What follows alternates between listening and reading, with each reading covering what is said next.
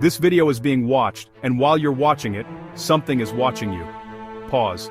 This isn't a threat, it isn't a conspiracy, it's the most ordinary reality of the modern world. Your phone is in your pocket, cameras line the streets, algorithms sit silently behind your screen. You're not looking at them, but they are looking at you. For the first time in human history, a species can monitor its own behavior continuously, second by second, decision by decision. But the real question isn't, are we being watched? The real question is why? And more importantly, who does that why protect, and who does it reshape? Surveillance was once an exception. Today, it's infrastructure. Cities are layered with cameras, facial recognition scans crowds in real time. Your phone logs where you go, how long you stay, what you scroll past, what makes you pause. None of this is hidden.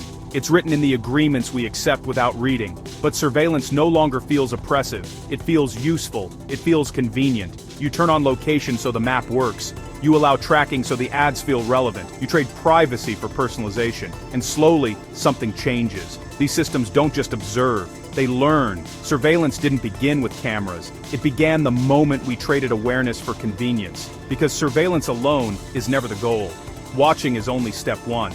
To influence behavior, you must understand the mind. In the mid-20th century, governments began asking a question that still echoes today. Can the human mind be broken? This wasn't philosophy, it was strategic. Isolation experiments, sensory deprivation, studies designed to test how long identity can endure pressure before it fractures. How long before someone doubts their own memory? How long before perception bends? How long before resistance dissolves? Some records survived, some were destroyed, some are treated as if they never existed. But one conclusion emerged. Under pressure, the human mind is adaptable and disturbingly fragile. And here is where modern surveillance becomes something more powerful. Because to influence a mind, you must first map it. And mapping a mind requires data. Today, data is more valuable than oil, more powerful than territory. Once, wars were fought for land, then for energy, now, for information. What captures your attention? What makes you hesitate? What triggers emotion? At what second do you close the screen? This isn't analytics, it's behavioral architecture. And in the right hands, behavioral architecture becomes influence at scale. Modern conflict doesn't always explode. It disrupts supply chains. It freezes bank accounts. It manipulates trending topics. It shifts narratives without firing a shot. Systems stall. Markets react. Public opinion tilts. The battlefield is perception. Because people do not act on objective truth. They act on interpreted reality. And interpreted reality can be shaped. Right now, think about the last thing you purchased. Did you decide? Or were you nudged? Imagine a teenager scrolling at 2 a.m., alone, restless, searching for meaning. An algorithm detects the pause between swipes. It doesn't attack him, it offers belonging, certainty, identity. He believes he discovered it, but it was delivered precisely when he was most receptive. That isn't science fiction.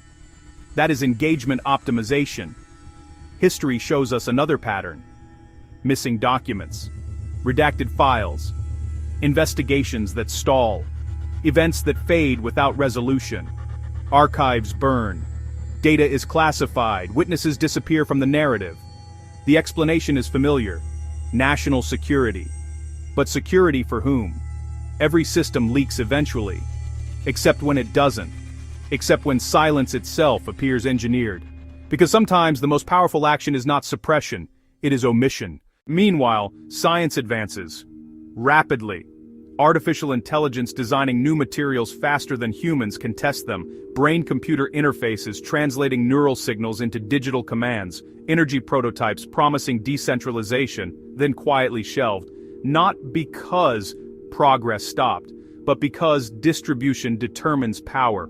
Knowledge, once released, cannot be contained, so progress continues, strategically, and what reaches the public is often the safest layer. For decades, stories have circulated worldwide describing similar figures: large heads, slim bodies, detached expressions. The question is always, where are they from? Perhaps the more unsettling question is, when are they from? This is not a claim. It is a thought experiment. If technology continues integrating with biology, if cognition becomes primary and the body secondary, if data replaces instinct as the dominant survival tool, what would we become? Maybe What unsettles us isn't the idea of extraterrestrials. Maybe it's the possibility of confronting our own trajectory.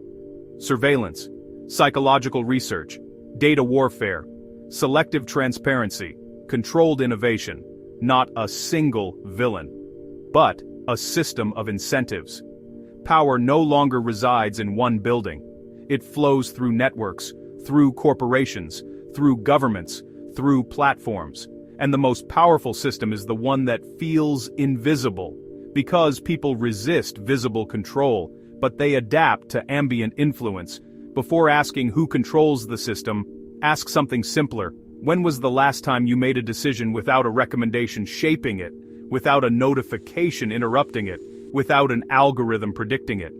If you struggle to remember, that hesitation may be the answer. This isn't a conspiracy theory, it's a structural observation. Perhaps nothing is centrally orchestrated, perhaps complexity alone creates these outcomes. But one fact remains undeniable. For the first time in history, humanity possesses the tools to measure itself, influence itself, and redesign itself. So the question is no longer, who is watching us? Who controls us?